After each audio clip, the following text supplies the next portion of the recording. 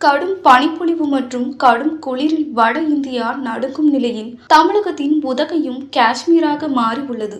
உதகையில் 0.8 degree Celsius வரை கொட்டி தீர்த்த கடும் உறைபனியால் மக்கள் குளிரில் நடுங்கி வருகின்றனர். நீலகிரி மாவட்டத்தில் ஆண்டுதோறும் நவம்பர் மாதம் தொடங்கி பிப்ரவரி மாதம் வரை பனிப்பொழிவு இருக்கும்.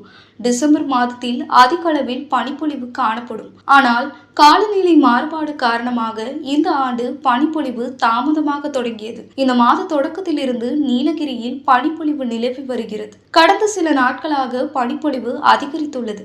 நீலகிரி மாவட்டத்தில் இன்று உறைபனிக்கு வாய்ப்பு இருக்கும் என வானிலை ஆய்வு மையம் தெரிவித்திருந்த நிலையில் இன்று காலை உதகை மற்றும் அதன் சுற்று வட்டார பகுதிகளில் உறைபனியின் தாக்கம் அதிகமாக இருந்தது. குறிப்பாக ஊட்டியில் புல் மைதானங்கள், தாவரவியல் பூங்கா, குதிரை பந்தய மைதானம் உள்ளிட்ட இடங்களில் பனிப்பொழிவு அதிகரித்து காணப்பட்டது. பசுமையாக இருக்கும் புல் மைதானங்களின் மேல் படர்ந்த உறைபனியால் வெண்ணிற ஆடை போர்த்தியது போல் ரம்மியமாக காட்சியளித்தது.